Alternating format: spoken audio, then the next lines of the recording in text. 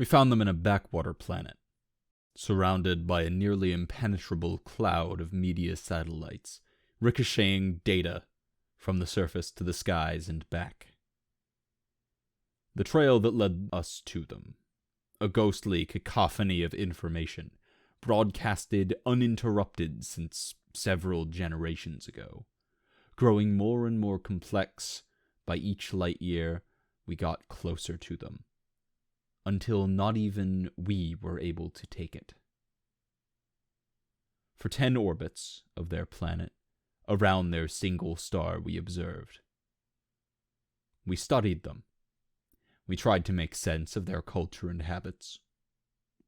All in vain. Human toddlers were exposed since young to what other species of the universe considered psychological warfare, torture even, an endless and ever-changing stream of info. New art forms, new opinions, new celebrities, over and over again. And they absorbed it all to the point of obsession.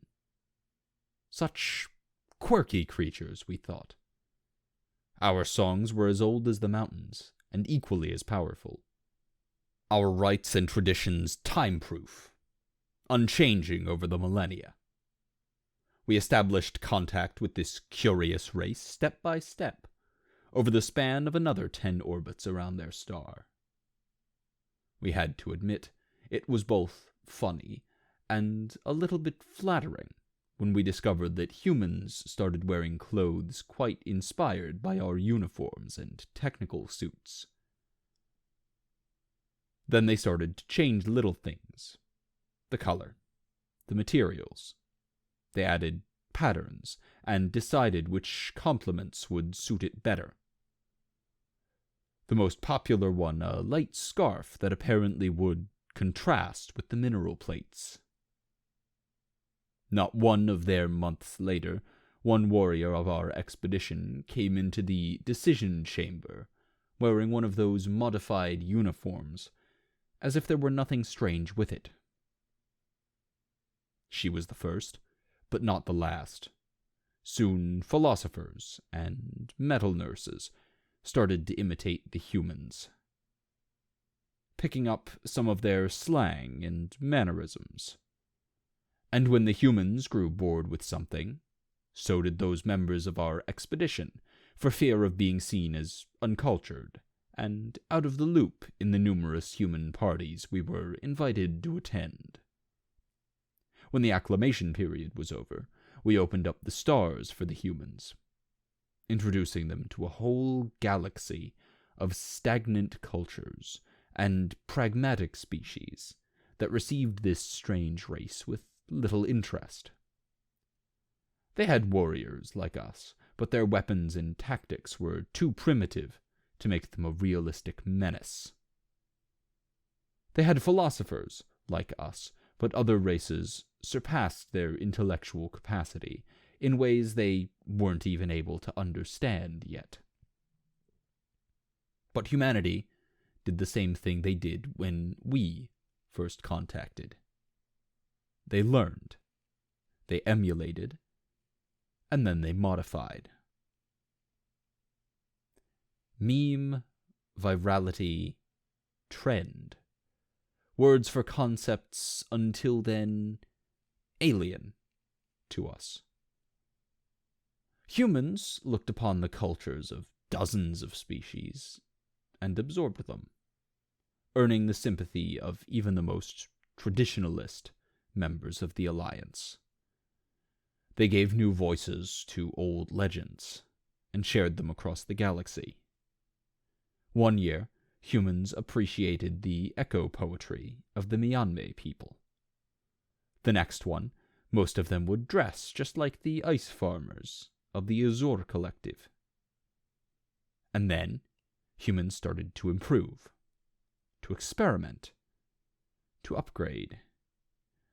Because humanity had gazed upon the traditions and artistic expressions of older and more powerful races, grew bored, and found them wanting. And the entire galaxy followed suit. In only one generation, our cubs now look for humans to tell them what's popular, which artists are relevant, and what clothing style is currently acceptable to wear. The Marilyn Queens contract humans to design new color patterns for their translucid wings, and no sane Alliance senator travels without a human counselor to keep her up to date with the current trends. Earth has turned into the galaxy cultural powerhouse, and made acceptable things not even considered before by some of the other races. Humans are now our celebrities, our artists, and forward thinkers. Some of them living on other planets have their every movement and activity analyzed and turned into a trend by the local population, eager to be as interesting as that human apparently is.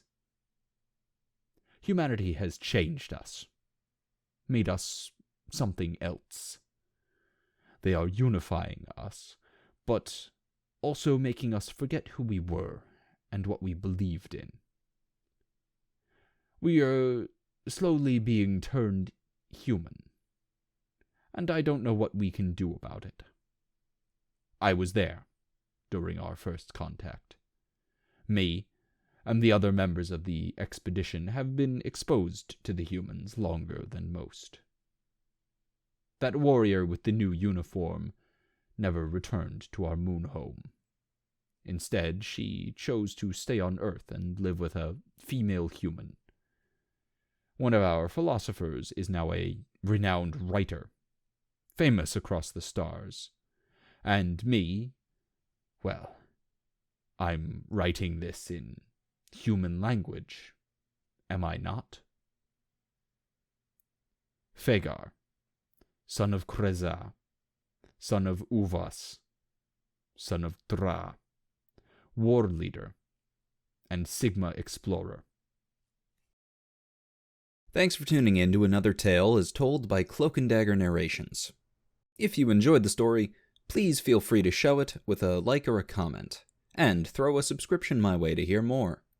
Or, if you'd like to help support the channel and keep these stories going, you can consider flinging money wildly in the direction of my Patreon. Or, check the paypal.me link for a one-time money-flinging opportunity. If you want something in return for your money flinging, apart from the sultry sounds of my voice, there's a Teespring link down in the description. Wear the logo and send more people here to join you in money flinging.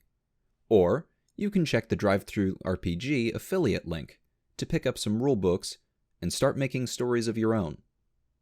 Thank you.